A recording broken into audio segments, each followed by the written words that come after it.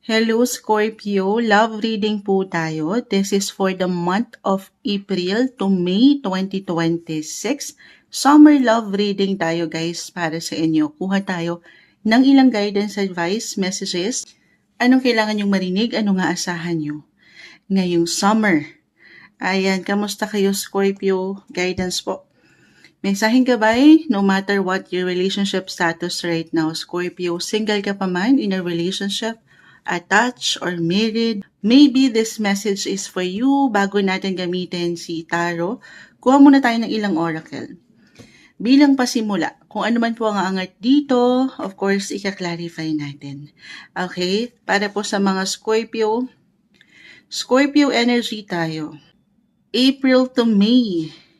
Ano nga asahan niyo sa pag-ibig, buhay pag-ibig, relasyon, may umaatsing sa paligid. Blessing agad, claim na natin yan, ayan. Scorpio, guidance para sa inyo. Para sa taong ito, Scorpio, anong asahan nila pagdating sa love life? Ayan. Pay attention to the red flags, okay? The signs are cautioning you. Ay tayo. Ano nga asahan pagdating sa love life? Hindi naman kailangan yung pinakasalita. Ika-clarify natin to. Scorpio, April to May, guidance po para sa kanila. Para sa mga taong maring makapakinig po nito, love message. Anong kailangan marinig pagdating sa kanilang buhay pag-ibig, relasyon, Scorpio? Retreat. Express your love, finances, and career. Okay, alam ko love reading to pero isa-isahin natin. Retreat, finances and career, express your love. Siyempre, agad-agad, kaklarify natin, sabi ko sa inyo. Kailangan ng clarifications. Bakit ito po ang bumagsak para sa mga Scorpio? Any clarifications? Message? Guidance, message, Scorpio. Tingnan natin. The Empress. Okay. So, andito yung beauty, yung love, yung attraction. Actually, astrologically ngayon, Scorpio, si Mars. Ayan, no? May paputok. Maring may ano daw yun? Alam nyo, SPG to. Parental guidance ang kailangan. Guys, summer kasi, nag-iinit. Si The Empress kasi, pregnancy card indicator po ito. Hindi kailangan mag-apply para sa lahat. General reading tayo. Meron ditong retreat, express your love.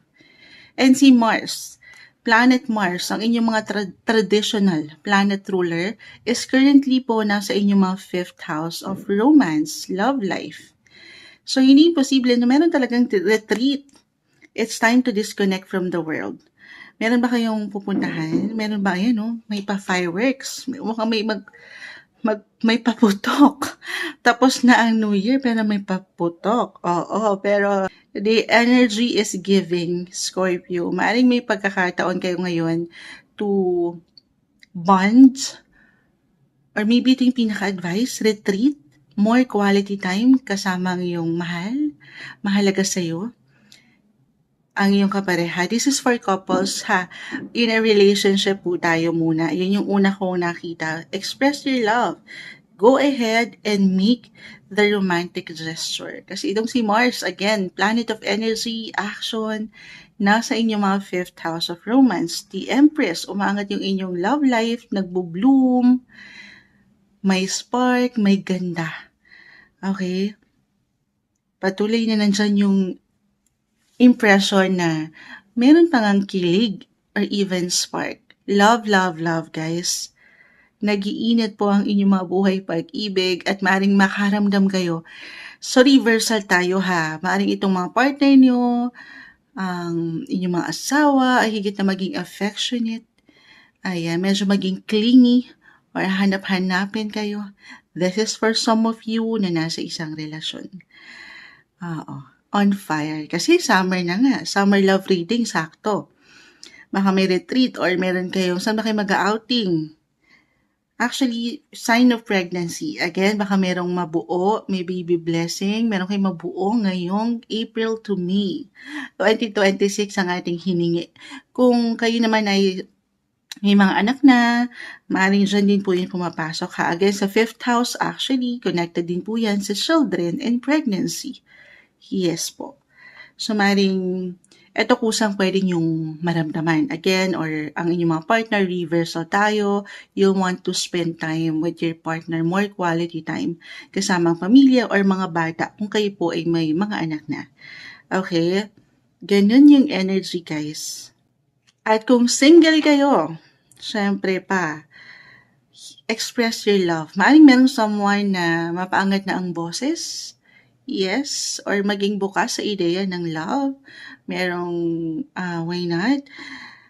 Merong someone na nai-impress, anditing attraction, nagagandahan, nakikisigan sa inyong mga dating, or meron talaga na mapapangat yung expression yung boses.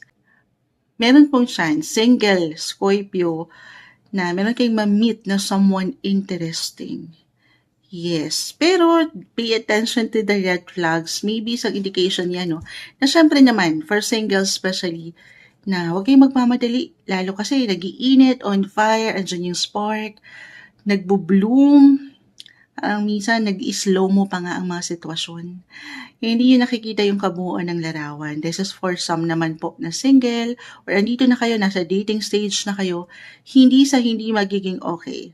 Okay, pero I feel with your cards, pinapaalalahanan kayo ng barahan na huwag lang kayo magmamadali. Enjoy niyo yung ngayon. Okay? Focus kayo kung nasan kayo ngayon. Get to know each other more. Have fun. Enjoy yung company ng bawat isa. The Knight of Pentacles, finances and career. Actually, love reading kasi tayo, no? Umangat na yung energy ni Venus, the Empress. Venus is the planet of love kasi. So, sinisilip natin kung nasan si Venus sa inyo. Right now, nasa inyo po ito. Napaka-perfect sa topic natin. Nasa inyo mga 7th house of relationship, partnership, marriage.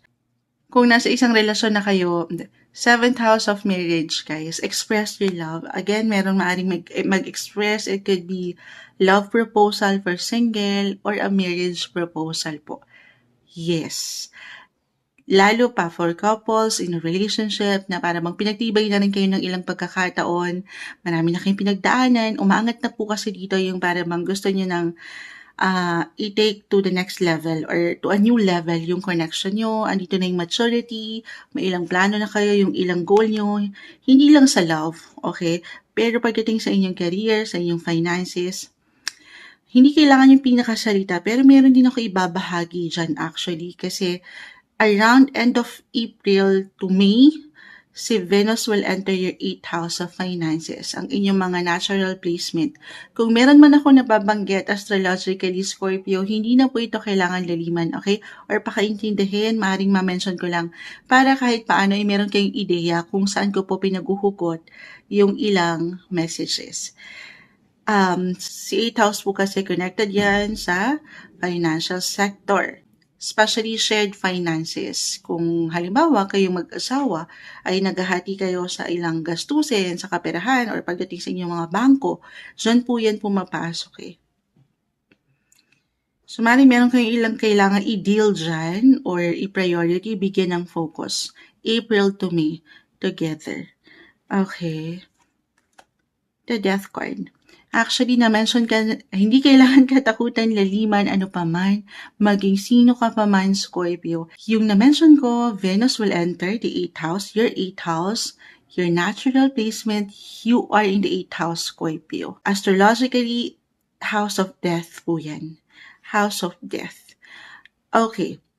Sige, spread ko muna ha. Ace of Pentacles, the King of Cups, Three of Cups, the Sun. So, general reading tayo guys ha. Eto na, medyo naninimbang na si Moonchild. This is for some. Pay attention to the red flags. Na parang ang baba ng energy, hindi nyo masyadong ramdam, nagkakaroon ng ilang imbalances. Or para bang hindi mo nakikitaan ng potential, walang expression. Or in a way, why I feel kasi itong taong ito ay nakilala nyo na rin. For some of you na merong nagtapos na the Death card, dumaan na sa ilang changes, transitions, transformation. So maybe for some, baka kailangan lang ito marinig. Ano po? It's time to release. Let go. Huwag niyong bigyan ng control. Kung ano yung parang nakalipas na or natapos na. Kasi ang baba ng energy, may ilang imbalances, lalo kung wala na rin pong give and take at umaangat na po ang differences. Kasi, along with your other cards, I see magandang potential. Yes po. Kung kayo mag-asawa na, Moonshot, bakit may the death card? Again, patuloy lamang po kayong umaangat sa mas level up. Okay, nagde-develop ang inyong connection. May mga pagbabago, yes, card of transformation po si the death card. So, sabay lang tayo dyan. Hindi nyo kailangan laliman. Patuloy kayong para bang yung ideya, no, na kahit gaano pa kayo katagal na as magkapareha, mag-asawa, ay mapapaangat nyo raw po. Maybe yung pinaka-advice, yung ideya na para kayong nagsisimula sa una. Okay? Kasi yung spark, yung kilig, sa true, yung fire, minsan bumababa yan, lumilipas, very fleeting. Pero as long as nasasabayan niyo yan, andyan yung pag-ibig, wala kayong dapat ikabahala. Mapaangat daw po sana rin yung ideya na para kayong hindi lang magkaibigan, pero magkaibigan din. Okay, patuloy po na may pagbabago. Or kung kayo mga single at nasa healing process pa rin at para bang hindi pa ready, maybe a sign na ito na, the Empress, Venus, beauty, love, magpaganda, magpaspa, more on self-care, self-love, focus ka muna sa iyong finances and career, sa mga goals mo, at ano pa, kasi iba-iba tayo po sa healing, okay, sa recovery, for some of you na talagang parang merong struggle pa rin to move forward. Okay, maring maging bukas sana sa ilang connections, communication, sa ilang kaibigan, or possible po na andito yung mood nyo ngayong April to May to do some social connections. Ayan, to connect, communicate, kahit over the net ito. Single, umangat si Three of Cups, maring may ilang tao, kaibigan, kung magiging handa lang naman kayo ha, at ready na kayo to mingle. At moving forward na kayo, yung energy niyo with the death card, then go for it. Connect, communicate. Of course, you have to do your part. Put yourself out there, enjoy, have fun. Again, si Mars, nasa inyong mga 5th house energy. Si Mare. Ayan, makikonekta sa inyong mga kumare. Have fun, enjoy. Kahit pa, ano man ang tinatakbo ng status nyo ngayon, single man, nasa isang relasyon, deserve nyong maging masaya. Okay, kasi dito, baka meron kayong napapalagpas po na opportunity kung stock up kayo sa isang situation na hindi na okay. The Ace of Pentacles kasi naka-reversed.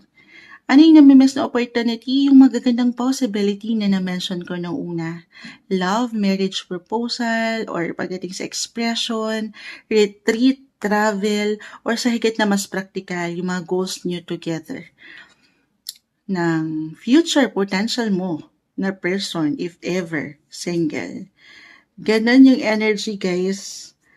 Yes, add pa tayo. Ano pang kailangan marinig ng mga Scorpio? Guidance, advice, message, mensaheng gabay po. Scorpio energy, bakit ito'y nagsibagsakan? Ano pang kailangan marinig ng mga taong ito?